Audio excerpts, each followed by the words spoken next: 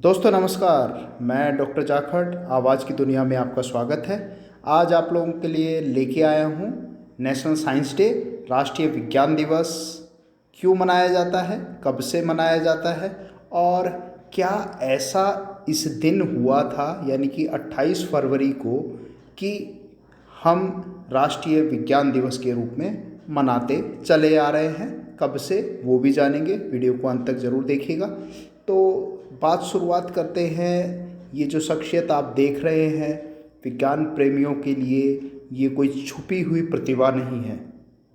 ये प्रतिभा है doctor CV Raman, जो कि आज़ादी से पहले सर सीवी रमन इनका नाम, जानी मानी प्रतिभा, जिन्हें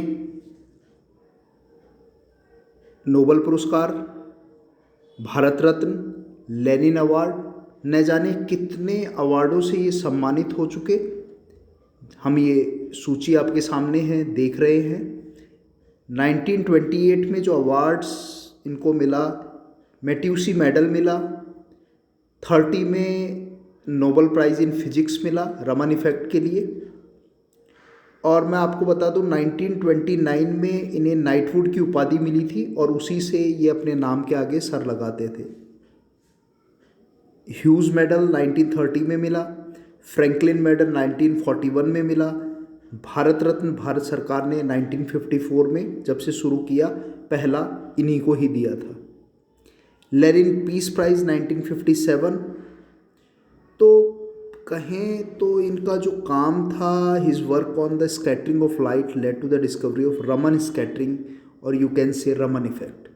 तो आज का दिन जो है वो नेशनल साइंस डे मनाते हैं क्योंकि आज ही के दिन 28 फरवरी 1928 को 1928 को रमन इफेक्ट जो था वो दुनिया के सामने आ गया था। और दुनिया जो कि सर सीवी रमन थे, उन्होंने इसे न्यू रेडिएशन के नाम से अपना एक रिसर्च पेपर पब्लिश किया था और जिसे दुनिया ने रमन इफेक्ट नाम दिया पूरे विश्व में। और आज उसी रमन इफेक्ट की बदौलत लेज़र टेक्नोलॉजी काम कर रही है, आपकी फिंगर प्रिंटिंग काम कर रही है, खनिजों को, मिनरल्स को हम अर्थ में ढूंढ पा रहे हैं। हम किसी भी चीज़ की इमेज, आपने देखा आप एयरपोर्ट से गुजरते हैं, आपने देखा आपका सामान ऑटोमेटिक एक मशीन के अंदर जांच होती है, उसकी अपने आप पता लग जाता है स्मगलिंग का कोई सामान है नहीं है। किसके कारण? वही रमन इफेक्ट के कारण। और भी आप देखें, मेडिसिन की दुनिया में चमत्कार ला दिया। ब्रेन ट्यूमर आपने सुना होगा, दिमाग में ब्रेन ट्यूमर हो जाता है, ब्रेन में, तो उस ब्रेन ट्यूमर का इलाज भी इनके रमन इफेक्ट उसी लाइट के थ्रू, कि जब ऑपरेट करते हैं तो जो इलाका प्रभावित है, जहाँ पर ब्रेन ट्यूमर है, वो बिल्कुल ब्लू लाइट से दिखाया जाता है और बाहरी इलाका रेड लाइट से स्पॉट किया जाता है। तो आसानी से डॉक्टर उसको क्या करता है, ब्रेन ट्यूमर को निकाल लेता है। तो न जाने कितने सारे प्रयोग हैं, सभी चीज़ें, वो सभी बेस्ड किस पे हैं? वो स्कैटरिंग ऑफ लाइट इफेक्ट जो रमन इफेक्ट के नाम से जाना जाता है, सब उसी पे बदौलत है। तो जो सीवी रमन है, ये ऐसी प्रतिभा है जिनके बारे में थोड़ा बहुत अभी जानेंगे और बाकी एक विस्तार से वीडियो बनाएंगे जब इनका जन्म दिवस 7 नवंबर इनका जन्म 7 नवंबर को होता है। नवंबर में बहुत बड़ी बड़ी शख्सियतों का जन्म हुआ है और उनको भी जानेंगे। 1888 में इनका जन्म तिरुचिरापल्ली में होता है। तिरुचिरापल्ली उस समय मद्रास प्रोविंस का हिस्सा थी, मद्रास रियासत थी, और वहाँ इनका जन्म होता है। पिता इनके जाने माने फिजिक्स और मैथमेटिक्स के प्रोफेसर थे। ये जब 4 साल की उम्र के थे तब इनके पिता एज ए लेक्चरर अपॉइंट हो गए थे, विशाखापट्टनम चले गए थे और विशाखापट्टनम में वहाँ ही उनकी पढ़ाई शुरुआत वहीं से होती है। जो मैं आपको जानकारी दूं कि इनके जो पिता थे, चंद्रशेखर अय्यर इनके पिता थे और माता इनकी पार्वती अम्माल थी, जो कि बहुत सादगी भरी थी। जो सादगी के संस्कार इनको मिले वह अपनी माता से मिले। और दक्षिण भारत में तिरुचिरापल्ली नगर में इनका जन्म हुआ और विज्ञान जो था वो सब इनको वहीं से मिला था। विज्ञान सारी प्रतिभा वहीं से मिली। तो इनकी जनरल शुरुआत की पढ़ाई होती है विशाखापट्टनम से। विशाखापट्टनम एट प्रेजेंट टाइम में आंध्र प्रदेश में है। 1904 में रमन ने प्रेसिडेंसी कॉलेज से स्नातक किया, यानी कि ग्रेजुएशन की पूरा किया फर्स्ट क्लास के साथ, टॉप पोजीशन। 1907 में इन्होंने एमएससी किया और वो भी उच्चतम सम्मान के साथ, हायर डिग्रीज़ के साथ लिया, बहुत शानदार। और वहीं से इनके जो प्रोफेसर थे, क्योंकि 1906 में जब ये एमएससी एग्ज़ाम ख़त्म होने वाला था तो इनका पेपर फ़ॉरेन में पब्लिश हो गया, बहुत शानदार, जो कि इकोस्टिक्स पे काम कर रहे थे। तो वो लोगों ने जब देखा, इनके प्रोफेसर ने देखा कि ये इस तरीके के व्यक्तित्व है तो इन्हें आगे पढ़ना चाहिए, मौका मिलना चाहिए। तो कैम्ब्रिज के लिए इनकी अनुशंसा की, यानी कि वहाँ जाने के लिए इनको कहा कि आप वहाँ जाइए। परंतु मैंने जैसा आप लोगों को बताया कि वहाँ ये एक मेडिकल एग्ज़ाम होता है कि इनका शरीर लंदन के क्लाइमेट को सहन कर पाएगा या नहीं, तो वहाँ ये उस एग्ज़ाम में फेल हो गए, मेडिकल एग्ज़ाम में। और ये एक निराशा इनमें रही कि इनकी बुद्धि और शरीर, जो बुद्धि थी वो तो बहुत आगे थी और शरीर उसका मेल नहीं कर पाया। परंतु कुछ नहीं, इन्होंने हिम्मत नहीं हारी, जो सपने थे उनको संजोए रखा और इन्होंने अपने बड़े भाई के नक्शे कदम पे चलते हुए, क्योंकि 8 भाइयों में दूसरे नंबर के भाई थे, तो बड़े भाई इनके उस समय इंडियन फाइनेंस डिपार्टमेंट था, उसकी परीक्षा दी 1907 में और वहाँ पर ये पूरे भारत में इसका टॉप रैंक आई। और ये कलकत्ता में असिस्टेंट जो अकाउंटेंट जनरल है उसके पद पर इनको नियुक्ति मिली। आपको मैं बताऊं, उस समय इनकी उम्र मात्र 19 साल थी, 19 ईयर के थे जब ये असिस्टेंट अकाउंटेंट जनरल बन गए थे। कितनी बड़ी बात है, 19 ईयर की उम्र में, सोचो। तो ये उस समय का ब्रिटिश हुक्मरानों में सबसे उच्चतम पद हुआ करता था और एक बड़े सरकारी पद पर आकर भी इन्हें कोई, रमन को अहंकार नहीं हुआ। मतलब कह सकें कि रमन में अहंकार के आकाश में उड़ने वाले पाखंड की पतंग की तरह नहीं, बल्कि आत्मीयता के आंगन के में लगे विनम्र तुलसी के पौधे की तरह थे। ये बिल्कुल विनम्र थे और इनकी जो आकांक्षा थी कि भाई मुझे तो कुछ करना है, तो ये समय निकालते, सुबह जो ऑफिस आवर्स था 8 बजे से 5 बजे 6 बजे तक काम करते ऑफिस में, और उसके बाद अचानक इनमें 6 बजे बाद एक वैज्ञानिकता को लेकर, विज्ञान को लेकर एक लगन आ जाती थी और ये बस चल पड़ते थे। इन्होंने तलाश थी कि मुझे कहीं लैब मिल जाए और लेबोरेटरी की तलाश इनकी हुई IACS, Indian association of cultivation of science, Calcutta में एक लैब, बहुत बड़ी लैब, वहाँ इनकी मुलाकात हुई। वहाँ इनके साथी KS कृष्णन मिले और एक और साथी थे डॉक्टर अमृतलाल सरकार मिले। तो वहाँ इन्होंने क्या किया, उनको रिक्वेस्ट किया कि मुझे 4 घंटे के लिए लैब 9 साढ़े 9 बजे तक मिल जाया करे, तो उन्होंने दे दिया इसको। और वहाँ ये लगातार, आप ये मानिए कि 1907 से लेकर ये कंटिन्यूस, यानी कि 10 साल तक वहाँ लगे रहे, 1916 तक ये लगे रहे और कंटिन्यूस इनका जो एक्रोस्टिक था, यानी कि हारमोनियम है, गिटार है, एक तारा है, तबला है, ये सब ड्रम जो हैं, इनसे हार्मोनिक साउंड्स कैसे निकलते हैं उसके ऊपर अलग अलग। तो इन्होंने वास्तविकता बताई कि जो इंडियन म्यूज़िक है वो वाकई में माइंड को पीस देता है as compare to the foreign जो है म्यूज़िक, उसके कंपैरिजन में। तो ये इनका एक बहुत बड़ा रिसर्च पेपर था जो फॉरेन में, जो रॉयल सोसाइटी थी लंदन, वहाँ प्रकाशित हुआ। तो मतलब लाजवाब इनका कारनामा। और जब ये वहाँ जब गया 1916 में, जब प्रकाशित होता है, पब्लिश होता है पेपर बाहर, तो जाने माने कलकत्ता विश्वविद्यालय के, कलकत्ता यूनिवर्सिटी के वाइस चांसलर थे आशुतोष बनर्जी। जब वो उस लेटर को पढ़ते हैं, उस पेपर को पढ़ते हैं और उस पेपर की तारीफ उस समय के जाने माने साइंटिस्ट जो अल्बर्ट आइंस्टाइन थे, Albert Einstein theory of relativity के लिए जाने जाते हैं, E=mc² उन्होंने दिया। तो जब उन्होंने तारीफ़ की और ये सब कि भाई ये कौन है, हमें तो सब की नज़रें बस रमन ढूंढने में लग गई कि कौन है। तो अब जो जज थे आशुतोष बनर्जी, उन्होंने इनको अप्रोच किया कि भाई आपको हम प्रोफेसर बना देते हैं कलकत्ता यूनिवर्सिटी। तो ये बड़े खुश हुए क्योंकि ये तो बनना चाहते ही थे फिजिक्स के प्रोफेसर। तो इन्होंने बड़ा अच्छा लगा और 1917 में इन्होंने जो गवर्नमेंट की जॉब थी उससे त्यागपत्र दे दिया। कलकत्ता विश्वविद्यालय में ये फिजिक्स के प्रोफेसर पे नियुक्त हुए। और कुछ समय बाद एक प्रॉब्लम ये आई कि भाई ये पीएचडी नहीं थे, तो उसका भी उपाय जो मुखर्जी थे, आशुतोष मुखर्जी जी, उन्होंने इनको ऑनररी पीएचडी की उपाधि दी इनको। और फिर ये इस तरीके से पैलेट प्रोफेसर के रूप में वहाँ पर नियुक्त हो गए। और फिर इनको मौका मिलता है 1921 में कैम्ब्रिज यानी कि लंदन जाने का। एक कॉन्फ्रेंस हो रही थी पूरे के पूरे प्रोफेसर्स की जो कि रिप्रेजेंट कर रहे थे फिजिक्स को। वहाँ पर जब ये गए तो बहुत इनका शानदार रिप्रेजेंटेशन रहा वहाँ पर, और इनको लोगों ने सुना जाना कि क्या काम कर रहे हैं सारी चीज़ों को। फिजिक्स में एक शानदार वर्क इनका देखने को लोगों को मिला। और उसके बाद जब ये लौट रहे थे तो इन्होंने देखा कि जब ये मेडिटेरियन सी को क्रॉस कर रहे थे, भूमध्य सागर जो कि यूरोप और अफ्रीका के बीच में है मेडिटेरियन सी, तो इन्होंने देखा कि आकाश जो है वो नीला है, समुद्र भी नीला है। तो इनके साथी जो स्टॉक इनके साथ जा रहे थे वो उनसे गुफ्तगू कर रहे थे, बातचीत कर रहे थे। तो इन्होंने ये देखा कि स्टॉक ने से पूछा कि भाई स्टॉक, आकाश तो नीला है और समुद्र भी नीला है।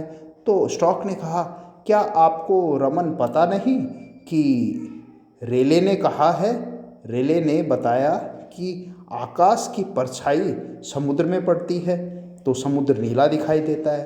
तो रमन साहब ने पूछा कि भाई अब स्टॉक ये बताओ कि अगर आकाश की परछाई समुद्र में पड़ रही है, वो नीला हो गया, तो अब ये बताइए कि आकाश नीला क्यों है? समुद्र तो नीला हो गया क्योंकि उसकी परछाई पड़ रही है, पर आकाश नीला क्यों है? तो उन्होंने कहा, अरे भाई ये कोई पूछने की बात है, समुद्र की परछाई ऊपर पड़ रही है। तो ऐसा एक असंतुलित जवाब देकर ये तो जचे नहीं, हंसने लग गए। उस समय इन्होंने एक अपने जेब में पॉकेट प्रिज्म रखा करते थे, उसको निकाला और इन्होंने एक उसके इफ़ेक्ट से ब्लू लाइट दिखाई एक अलग से। तो वो बताई, वो ब्लू लाइट बिल्कुल समुद्र के नीली लाइट और उससे कुछ अलग डिफर कर रही थी, अलग कर रही थी। तो ये इनके दिमाग में आया कि अब मुझे इसी पे काम करना है, क्योंकि रिले को मैं आपको बताऊं, रिले जो थे उसकी जानकारी दूं, ये देखिए ये हैं लॉर्ड रेलाइट।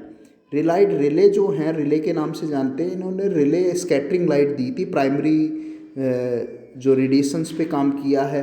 और बड़े लंबे समय तक 40 साल के आसपास तक इनकी थ्योरी को कोई चैलेंज नहीं किया, क्योंकि बहुत बड़े प्रोफेसर थे, जाने मानी शख्सियत थी, फेलो ऑफ रॉयल सोसाइटी थी, और इनको चैलेंज करना बड़ा मुश्किल था। नोबेल पुरस्कार इनको मिल चुका था।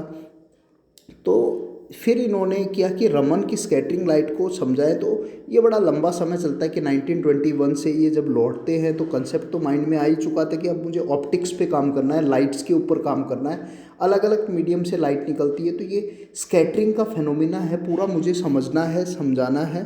तो इसलिए ये एक प्रिज्म लिया जहाँ से वाइट लाइट जाती है, और वो किस तरीके से विबगोर जो बनता है, आप ये देखिए विबगोर जो बनता है, तो इसका सीधा का सीधा कंसेप्ट जो बताया कि जो ब्लू लाइट होती है, ब्लू लाइट की वेवलेंथ जो होती है वो कम होती है, यानी कि जिसकी वेवलेंथ सबसे कम होगी उसकी स्कैटरिंग उतनी ही ज़्यादा होगी। तो वेवलेंथ सबसे कम किसकी है? ब्लू लाइट की जो वेवलेंथ होती है वो सबसे कम होती है, तो उसकी स्कैटरिंग क्या होगी? ज़्यादा।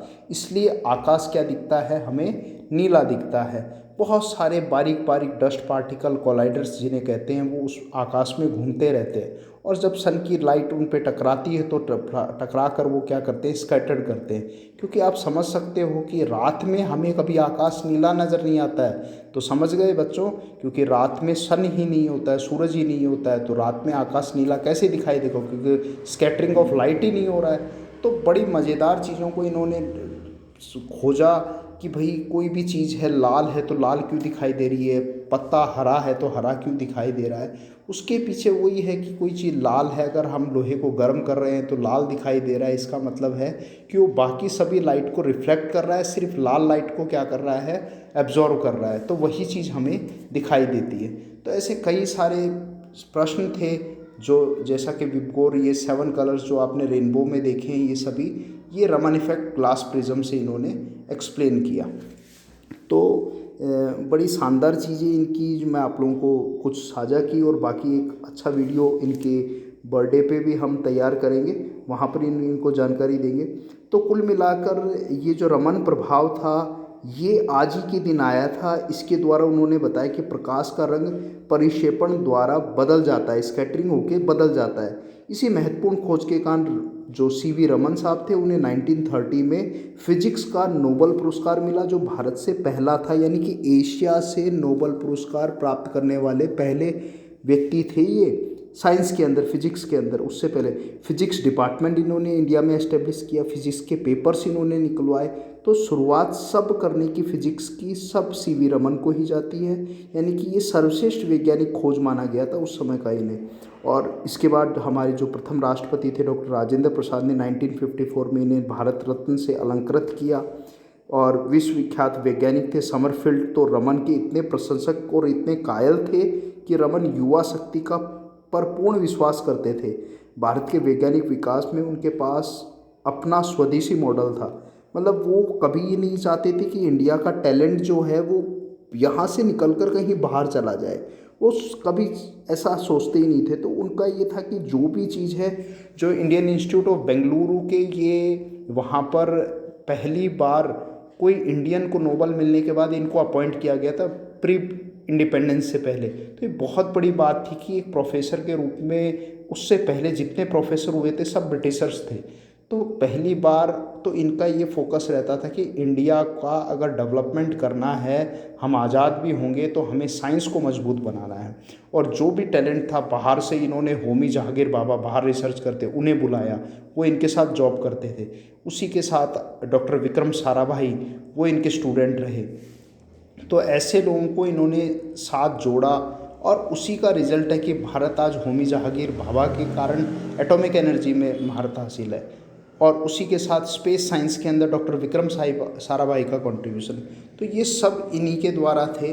तो जैसा कि कुछ खास चीज़ें मैं बता रहा था कि भाई आज का दिन जो है 28 फेब यानी 1928 को रमन इफेक्ट के कारण इनको आज का दिन नेशनल साइंस डे मनाते हैं। पर ये शुरुआत कब से होती है? ये शुरुआत होती है 1986 से, और ये लागू किया जाता है 1987 से, यानी कि 1987 से लगातार हम नेशनल साइंस डे सेलिब्रेट कर रहे हैं। तो एक नाम है national council for science and technology and communication, NCSTC, इसने भारत सरकार को आज का दिन डेजिग्नेट किया कि भाई हम नेशनल साइंस डे करेंगे। तो इसी के साथ से यूनिवर्सिटीज़, कॉलेज, सभी जगह एकेडमिक, साइंटिफिक, टेक्निकल, मेडिसिन, सभी इंस्टीट्यूट्स में इसको नेशनल साइंस डे NSD यानी कि ये अनाउंस किया गया। और मैं बता दूं 1987 से ये सब जगह मनाया जा रहा है जो नेशनल साइंस डे। ये और भी इन्फॉर्मेशन जो कि विकिपीडिया पर उपलब्ध है, आप लोग देख सकते हैं इसको। तो वो साइंटिस्ट की मैं जो सूची बता रहा था आप लोगों को कि एक समय जो आया वो एक बड़ा रोचक है। एक बुक मैंने पढ़ी थी, आप लोग को भी टाइम मिले तो देखिएगा। वो बुक है, आपको मैं बताता हूँ, वो बुक जो है वो है ज्योग्राफी ऑफ जीनियस। ये जो बुक है द ज्योग्राफी ऑफ जीनियस, ये एरिक विनर ने लिखी है। एरिक विनर इसके लेखक हैं। Simon and Schuster paperback, New York और लंदन एडिशन है इसका, दिल्ली में भी छपा है। तो इन्होंने इसमें ये देखा है कि भाई जो जीनियस हैं वो वर्ल्ड में कहीं पॉकेट्स में एक ही एक ड्यूरेशन एक रहा है, उसी समय जन्म उनका हुआ है। तो इंडिया के कॉन्टेक्स्ट में जैसा कि आप ये देख रहे हैं, जीनियस इज़ चायोस्टिक कलकत्ता, जो ये पेज नंबर 185 पे लिखा है। इसमें इन्होंने मतलब सभी जगह का किया, एथेंस से लेकर आप ये माने सिलिकॉन वैली, सभी जगह को इन्होंने सब जगह घूमे हैं। ये वहाँ से सब जीनियस को इनको ने पकड़ा है कि कहाँ कहाँ पर इनका जन्म हुआ, क्या कारण थे। तो ऐसे ही जीनियस भारत में भी 1840 से, इन्होंने बताया कि 1840 से लेकर 1920 तक इंडिया में भी इस तरीके के जो प्रोफेसर्स थे, ऐसे वेल नोन पर्सन्स थे, उनका जन्म होता है, तो जिन्होंने भारत को बदल डाला। तो अब मैं उनका नाम बता रहा हूँ कौन कौन थे। जैसा कि 1858 में जेसी बोस, सर जेसी बोस, जगदीश चंद्र बसु जो थे बड़े रिनॉल्ड साइंटिस्ट थे, और 1858 में इनका जन्म हुआ था। 1937 में इनकी डेथ हुई थी। मैं आपको जानकारी दूं कि जो जगदीश जो बसु थे, ये 30 नवंबर 1858 को इनका जन्म हुआ था, और 20 नवंबर 1937 को ये बायोफिजिस्ट थे। और इनका एक प्रयोग आपको बताऊंगा कि इन्होंने पहली बार पौधों को, जो पेड़ पौधे थे और वो भी उनमें लिविंग है, उस चीज़ को इन्होंने प्रूव किया था। तो इंस्ट्रूमेंट इन्होंने बनाया, लोग देखने जाते थे कि पौधों को भी दर्द होता है, उसको स्टिमुलस होता है, स्टिमुलस पे उन्होंने काम किया। और साइंस फिक्शंस पहली बार लिखने वाले भी कौन थे इंडिया में, वो सर जगदीश चंद्र बसु थे। तो सर जेसी बॉस भी कहते हैं इनको। ये फेलो ऑफ रॉयल सोसाइटी थे, बायोफिजिस्ट थे। इसी तरीके से 1861 में पीसी रे का नाम आता है। 1867 में पीसी जिनका नाम था प्रफुल्ल चंद्र रे, जो 2 अगस्त 1861 को उनका बर्थ है, और 16 जून 1944 को उनकी डेथ हुई। ये इंडियन केमिस्ट थे फर्स्ट, और इन्होंने केमिस्ट्री इंडस्ट्री की नींव रखी थी भारत में, प्रफुल्ल चंद्र रे। इसके बाद नाम आता है 1887 में श्रीनिवासन रामानुजन का, जिन्होंने रामानुजन नंबर 1729 जो है वो एक स्पेशल नंबर दिया, 1729। क्या होता है, जो श्रीनिवास रामानुजन हैं, जिनके नाम पर मैथमेटिकल डे मनाया सेलिब्रेट किया जाता है, 22 दिसंबर को इनका जन्म होता है 1887 में, और 26 अप्रैल 1920 को, मतलब काफ़ी अल्प आयु में, छोटी उम्र में इनकी डेथ हो जाती है। श्रीनिवासन रामानुजन, ये फ़ोटो देख सकते हैं आप, श्रीनिवासन रामानुजन। तो कहने का मतलब जो रामानुजन थे, उन्होंने रामानुजन नंबर 1729 दिया है। क्या है ये? It is the smallest number expressible as the sum of 2 cubes in 2 different ways, ये इन्होंने बताया था श्रीनिवासन रामानुजन ने। और उसके बाद 1887 में जन्म होता है, जिनकी बात कर रहे हैं हम, सर सीवी रमन का, 7 नवंबर को। और इनका जो डेथ है सीवी रमन साहब की, वो 21 नवंबर 1970 को होती है। इसके बाद आते हैं पीसी मोहलनोबिस की नाम आता है। मोहलनोबिस जो है हमारे प्लानिंग कमीशन के चेयरमैन, वो इसके डायरेक्टर भी रहते हैं, और इनके नाम पर मोहलनोबिस प्लान, फर्स्ट 5 ईयर प्लान जो आता है वो इन्हीं के द्वारा था। इंडियन स्टैटिस्टिक के फादर भी कहलाते हैं ये। 1893 में पीसी जो मोहलनोबिस हैं, इनका जन्म बताया है 29 जून 1893 को, और 28 जून 1972 की इनकी डेथ बताई है। एंथ्रोपोमेट्री थे ये, इंडियन साइंटिस्ट थे, स्टेटिशियन थे। प्रशांत चंद्र मोहलनोबिस इनका नाम था। और इसी तरीके से उसी समय मेघनाथ शाह का जन्म होता है। जो मैं आपको बताऊं कि मेघनाथ शाह हैं, ये भी काफ़ी जाने पहचाने शख्सियत थे, जो कि 6 अक्टूबर 1893 को इनका जन्म होता है, और 16 फरवरी 1956 में इनकी डेथ होती है। मेघनाथ शाह बाद में लोकसभा मेंबर भी रहते हैं, इलेक्शन इन्होंने लड़ा था। ये भी बहुत शानदार, जिन्होंने शाह आयनाइजेशन के ऊपर काम किया। थर्मल आयनाइजेशन मेघनाथ शाह की थ्योरी है, अच्छी थ्योरी है, साइंस में काफ़ी जानी पहचानी जाती है मेघनाथ शाह। इसी तरीके से मेघनाथ शाह के बाद फिर SN बोस आते हैं, सत्येंद्र नाथ बोस आते हैं। 1894 में इनका बर्थ है, सत्येंद्र नाथ बोस। सत्येंद्र नाथ बोस के बारे में मैं बता दूं कि इनका जन्म 1 जनवरी 1894, 1 जनवरी 1894 को हुआ। 4 फरवरी 1974 को इनकी डेथ होती है। और ये इन्होंने क्वांटम मैकेनिक्स पे काम किया था 1920s में।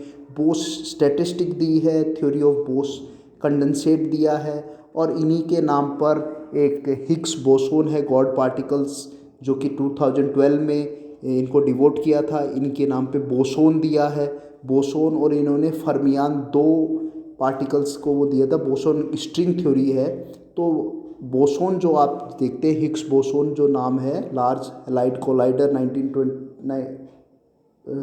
2012 में एक प्रयोग किया गया था गॉड पार्टिकल्स के लिए, तो उसमें बोसोन का नाम इंडियन साइंटिस्ट के नाम पर दिया गया है। इसी तरीके से 1909 में होमी जहांगीर भाभा है। होमी जहांगीर भाभा जो 30 अक्टूबर 1909 को इनका जन्म होता है। 24 जैन 1966 को इनकी डेथ हो जाती है माउंट ब्लैंक पर एक प्लेन क्रैश में। वो भी एक मिस्ट्री है, कभी बात करेंगे उस पर। और इसी तरीके से 1910 के अंदर सुब्रमण्यम चंद्रशेखर का जन्म होता है, जो कि नेफ्यू हैं, भतीजे हैं किसके, अपने सीवी रमन साहब के, जिनका 19 अक्टूबर 1910 को इनका जन्म और 21 अगस्त 1995 को इनकी डेथ होती है। इनको भी नोबेल पुरस्कार मिला है 1983 में सुब्रमण्यम चंद्रशेखर को, चंद्रशेखर लिमिट के लिए, जो 1.44 ms मास ऑफ सन बताया गया है वाइट ड्वार्फ स्टेज के लिए। फिर 1919 के अंदर डॉक्टर विक्रम साराभाई का जन्म होता है। विक्रम साराभाई जो है 12 अगस्त 1919 को इनका जन्म है। उसके बाद 30 दिसंबर 1971 को इनकी डेथ हो जाती है, वो भी मिस्टीरियस रही है। और doctor Vikram Sarabhai is known as father of space science, space technology Sarabhai research centre इन्हीं के नाम पे डिवोटेड है। और फिर 1931 में जाना माना नाम है डॉक्टर APJ अब्दुल कलाम, सभी लोग वाकिफ़ हैं, भारत के राष्ट्रपति भी रहे, मिसाइल मैन कहलाते हैं। तो कहने का मतलब ये सभी शख्सियतें जो आप ये देख रहे हैं ये सब रिनोल्ड साइंटिस्ट थे। एक शख्सियत ये बीच में जो आप सेंटर में देख रहे हैं ये सर विश्वेश्वरैया हैं। विश्वेश्वरैया जो हैं वो इंजीनियर थे, इंजीनियर डे इन्हीं के नाम पे मनाया जाता है, सर विश्वेश्वरैया के नाम पे। इनका ये मैसूर में थे, मैसूर के दीवान भी रहे हैं, काफ़ी पढ़े लिखे थे, सिविल इंजीनियर थे। इंडिया के फर्स्ट कृष्ण सागर डैम जो बनाया हुआ है वो इन्हीं के द्वारा बनाया था 1920 के अंदर। कोलार गोल्डफील्ड को जो सारा लाइट वाइट सिस्टम वो सब इन्हीं के टाइम में हुआ था। तो काफ़ी सारा डेवलपमेंट है। 1861 में इनका जन्म हुआ था और 1962 में इनकी डेथ हुई थी। करीबन 101 साल जिए थे विश्वेश्वरैया। तो इनका एक चैप्टर भी हिंदी में आता है। तो these are the renowned scientist who work in India for the India, और आज जो भारत है वो इन्हीं की देन है। तो कहने का मतलब है आज का दिन ये देख रहे हैं साइंस फिक्शन, यहाँ से शुरुआत होती है 1858। ये JC बोस हैं, जगदीश चंद्र बसु, ये सत्येंद्र नाथ बोस हैं, ये नीचे जो देख रहे हैं ये सत्येंद्र नाथ बोस हैं, CV रमन साहब हैं, होमी जहांगीर भाभा हैं, नीचे विक्रम साराभाई हैं। तो इनको जानिए। ये विश्वेश्वरैया हैं, ये जो आप फोटो देख रहे हैं ये विश्वेश्वरैया है, CV रमन साहब पर नीचे विश्वेश्वरैया हैं, ठीक है। डॉक्टर APJ अब्दुल कलाम आप देख रहे हैं। तो ये हरगोविंद खुराना है, इनको भी हेरिडिटी की खोज के लिए, जो जेनेटिक्स के लिए इनको नोबेल मिला हुआ है। सर रामानुजन हैं, साराभाई हैं, होमी जहांगीर भाभा हैं, और ये सुब्रमण्यम चंद्रशेखर हैं। ऊपर आप ये देख रहे हैं ये मेघनाथ शाह हैं। तो कुल मिला के रिनोड साइंटिस्ट हैं जिन्होंने भारत के लिए लाजवाब काम किया है। तो आप सभी को फिर से शुभकामनाएं नेशनल साइंस डे की। जीवन में कुछ बनिए तो वैज्ञानिक जरूर बनिए, विज्ञान की सोचिए, विज्ञान है उसको जिए, यही सब कुछ है साइंस जो है। तो हकीकत में विज्ञान जो है वो सत्य को सामने लाता है, यानी कि ट्रुथ को, जो भी चीज़ें हैं। तो साइंस के लिए हमेशा अपनी लाइफ को डिवोटेड रखिए। आप सभी को, भावी विद्यार्थी जो भी हैं सुन रहे हैं, आप सभी को again happy national science day. फिर मिलेंगे एक नए एपिसोड के साथ। सुनने के लिए धन्यवाद। नमस्कार। जय।